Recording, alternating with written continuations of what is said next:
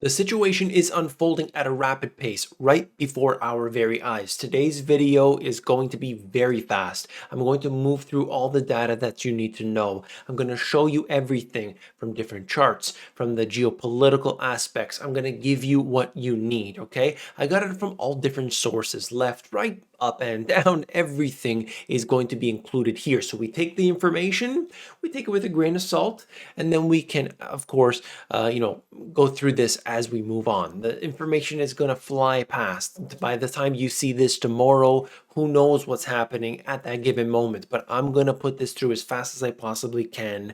And again, I'm not going to give my bias. I'm not going to put my slant on this. This is just the data itself. With that being said, let's begin. Putin orders military into eastern Ukraine, blames NATO threat. So what they say right here is that, according to this, Russia is conducting a special operation to protect the Donbass region of the Ukraine. US crossed Russia's red line by expanding NATO. So that's it. That was the end of that. We're going in. I'm going to show you the chart that shows you this, the regions and so on, and the pipelines and everything else connected in with that to give us a little bit of understanding as to what's happening. CNN team reports hearing loud explosions. This area here is in that region where they're going into, so we will see, and I actually have some images to show, and if I can, I'm not sure if it's possible, but I will show you a video. Russian troops moving some forces and tanks into eastern Ukraine, according to the Latvian Prime Minister. We look at this. DDoS attacks, apparently distributed denial of service against Ukraine's parliament and other government and banking websites. They're basically trying to shut it down. That's what they're saying. And I don't want to say this anymore for the rest of the video. That's what the media is saying. I cannot determine if this is true or false. I'm giving you from all these different sources, and we'll take that, as it is, okay? Looking at this here, a visual guide to the tensions around Russia and the Ukraine. This is very interesting when you look through it. US shifts more troops to the Baltic states. You look at the locations of the military forces, and it breaks it all down. It's all over. Okay, it is all over, no doubt. You could look at Russia, more than 190,000 troops right there. In Ukraine, there are 200,000 troops, but you look around, the US has their troops everywhere. Everybody knows that already. The fact that the US is in basically every country. And then never forget the Crimean Peninsula, also a factor here, and I'll get more into that in a second, okay? If you look down further, they do have many more graphics that we need to look at. You could see the repercussions coming from the EU, the UK. They're saying, hey, we're going to put sanctions on you. I'm not sure if that's necessarily going to benefit the people of the UK and of Europe and so on, when they're highly dependent. You could see share of natural gas imports coming from Russia, 2020. These are the pipelines, and I think people need to be aware of what's happening here. You've got a lot of that stuff coming in to Europe, and if suddenly that is disrupted, people are going to be paying more money at a time in which these things are already very expensive. Separatist controlled areas, you could look at this, the border right there, Russia and the Ukraine, and you look at it, and of course, this, let me get this out here. If I show you I just highlight it. This is where the border is. Okay, here we go. And these are the regions that they're referring to. The question on everybody's mind is, are they going to go past? Are they going to go past? Is that what's going to happen? If they stay within, this could be another situation like the Crimea one back in 2014, where it was temporary, okay, and then the markets forget about that, the economy, and so on. If they move in further, I think we're in for a whole different situation. I would say the likelihood of that happening is very small, but we'll see. Okay. Here you can see, looking at this, areas of Ukraine, they're just breaking it down. They're talking about the capital, and this is an area that they're supposedly, I think I have one chart or something up here that basically talks about how they heard explosions and so on in the capital. You know, we want to know what's really going on, and there's no telling what the reality is.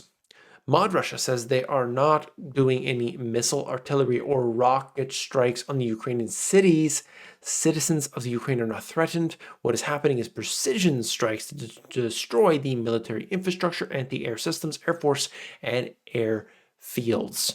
I don't know how they can ever, not do so if people on that border are, okay.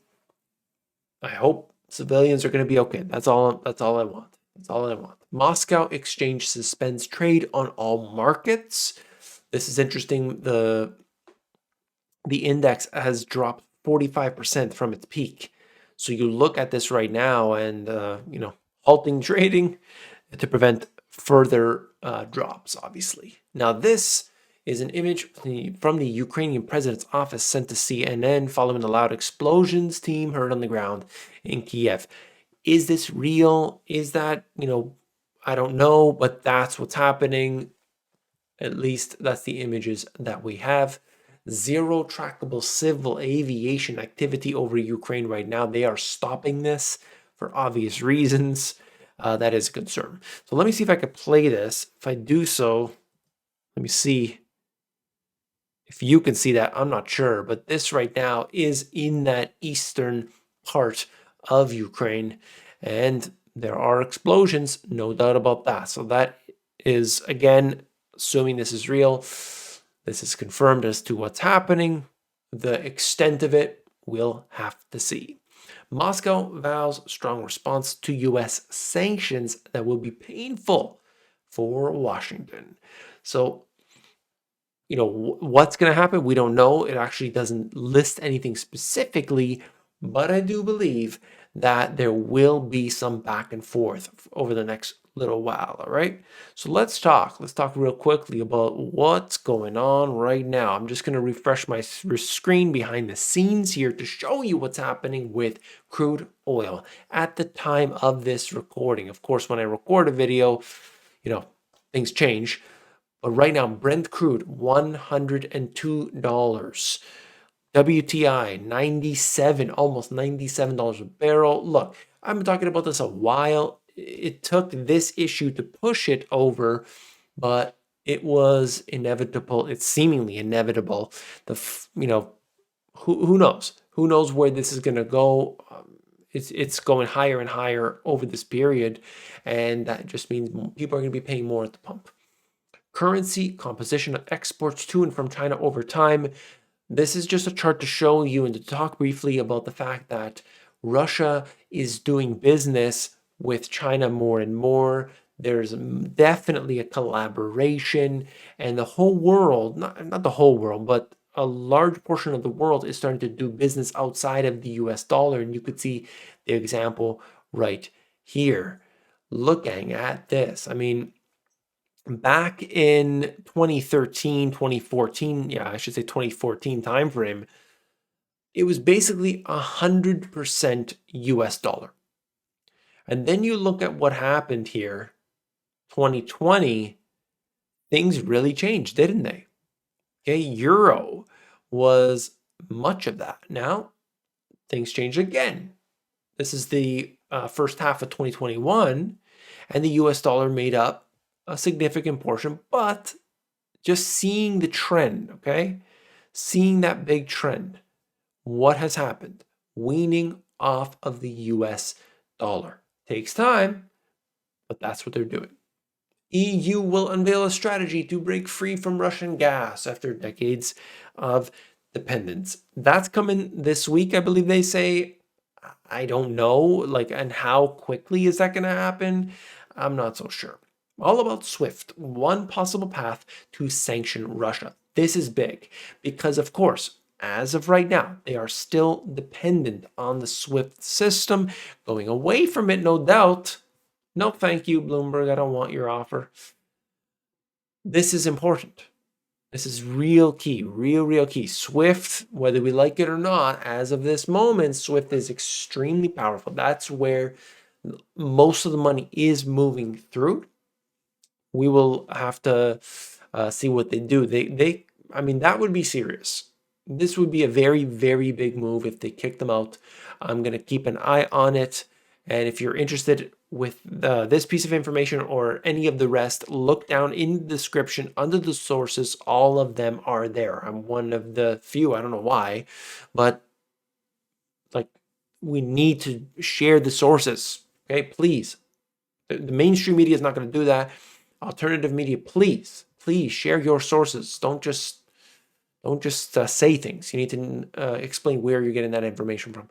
Russia is the world's #3 exporter of oil, the #2 exporter of natural gas. If Western countries respond to Russia's invasion by imposing sanctions, Russia's obvious countermove is to retaliate and cutting back those fuel sales. That would hurt them. Of course, they say that. Can they resist that for a while? Probably, and maybe they'll have to. Maybe they're going to say, okay, well, we're going to put the squeeze on you if you're doing that to us. So, big things coming. This right here, I mean, these were big years ago. We talked about it during the financial crisis, the credit default swaps, and we talked about that during Greece and so on, 2011, 2012 timeframe. Looking at how high they're spiking back to the levels approximately of what we had during the Crimea situation. So this is basically a bet that the country is going to deal with some issues. Okay, and that's what we're seeing today. There is no doubt about it. Okay, that's my update for today. I hope you appreciate the information. I tried to go through it as quick as I possibly can. Now you're updated on everything. I wanted to let you know that in the video that we'll post after this one, I got a sponsor. Can you believe it or not? The first sponsor didn't even pay me. That's great. Okay, this sponsor is going to be hopefully better. So I'm excited for that. This is the kind of thing that helps the channel out. It's hopefully something that will be able to continue on a monthly basis, perhaps. I'm looking forward to that. Those who know the situation with the channel would appreciate this, and I thank you for your support. I'm going to end the video there. If you support this channel, simply give a thumbs up. That's all I ask, okay? Just hit the thumbs up button. When you do so, you're notifying the algorithm that this is a good channel. You got to do that. I appreciate it. And I'm going to end it there. Take care.